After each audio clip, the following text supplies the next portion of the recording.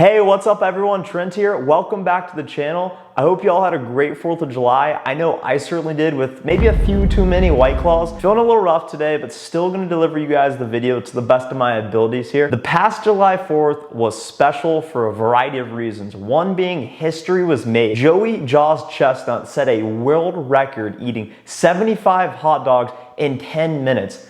Think about this, 70 hot dogs is about 15 pounds and it's about 19,500 calories. So you can do the math in there.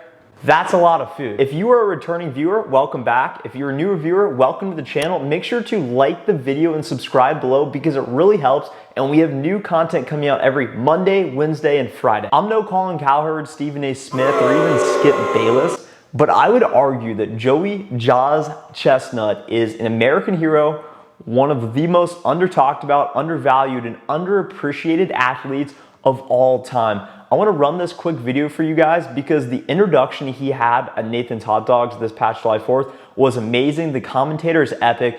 And note his face, the determination on his face as he's getting ready to eat. Check this out, guys. It is the United States of America. Joey Chesnut. I wanted to bring this to you guys for a couple of reasons. First off, his determination. I thought it looked like Kobe Bryant, straight Mamba mentality. He came in focused, ready to go. And when he started eating, he ate 75 hot dogs, which was a world record, breaking his own personal record as well. Dating back to the last 5-10 years, he has set the industry standard for professional eating, breaking world records and his own individual records each year. In an interview afterwards, he said he's not competing against anyone else. He's competing against himself, the man in the mirror. He's always trying to get better. And that's what I wanted to talk about in today's video. Why do some people continuously evolve and get better and better, going from good to great? And then why do some people stay the same or even get worse over time? I want to explore a couple reasons as to why I think Joey's so great and other people continue to get better, and how you guys can use some of these same tactics and habits as well to improve in your own day-to-day lives and accomplish whatever you want to get. Malcolm Gladwell popularized the theory in his book Outliers that approximately 10,000 hours of deliberate practice at something can turn you into an expert. Hours are vital, but can you get to mastery faster, much faster, by practicing the right way? Guys, these tips I'm gonna share with you are things that I think will help get you to where you wanna be faster, things that I do in my own life. These are just observations I've seen from other successful people and people that I learned from personally that I think are worth sharing. Tip number 1 is stop reading and start doing. So you see all these books behind me, and I've taken a lot of time to read and learn things. If you want to get better at push-ups or be stronger, does it make more sense to read a book on push-ups or to actually start doing push-ups? Really, the root of this is figure out what you're trying to get better at and just start practicing. The closer your practice is to that actual thing, the quicker you'll be able to get better at it. And for example, when I started my job in software sales and doing cold calls, at first I was scared, I was intimidated, I was afraid of rejection. And I would always take a long time to actually make the calls. And then one of the girls next to me said, hey Trent, you just gotta make the calls, start doing it, and you will get better. And that's exactly what I saw. And now I've made like 32,000 cold calls total in my 2-year career. So just start doing and stop talking about it and just actually go and do, and you'll get closer to what you want. Tip number 2, guys, is commit to the long term. I was reading a study a couple of weeks ago, and they said a great predictor as to how good somebody would be at something is asking them, how long are you gonna be doing this for? So think about it in your own careers and what you're doing in your current jobs. How many friends do you have and they say, I don't really like what I'm doing, I'm just gonna do it for a year or two to get the experience and hopefully bounce around to something else. Clearly they're never gonna achieve mastery in that particular thing because they're not committed to the long term. So for example, Joey Chesnut, think about marginal habits you can do day to day that over time will add up.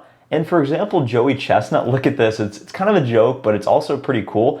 I found this video of different exercises he does. His nickname is Jaws because he has one of the strongest jaws, and it's not by accident. Check this out. It's not something that there's books written about. There's not trainers. Everything's trial and error.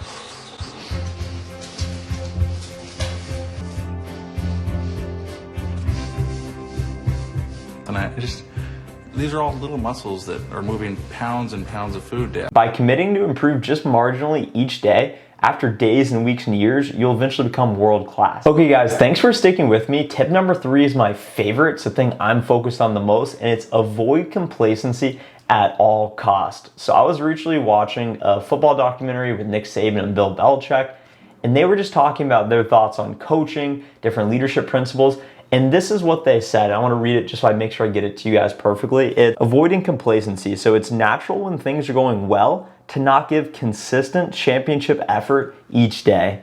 Focus on defining what a championship process looks like for you and demand excellence of yourself each and every day in your preparation and execution. So I love this, guys. So these guys have built these championship football cultures, and it's by getting better every day over the offseason and the actual season, and that's how they're always in the end and win these championships.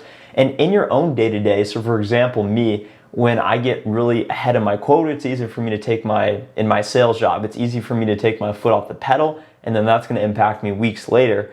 Versus if in football, if you come off a loss, or in sales, if you miss your quota, you have a lot more incentive to push hard. It's really just being good at all times, whether things are going well or not well. It's just giving consistent championship effort each day. And that's how you can get these amazing outcomes like winning championships, hitting your quota, or maybe if you're able to follow this, eating 75 hot dogs in 10 minutes. I hope today's video was helpful for you guys. I was moving a little slow this morning, so I wasn't able to put in quite as much research as I would have liked, but I hope the video was still helpful in some way.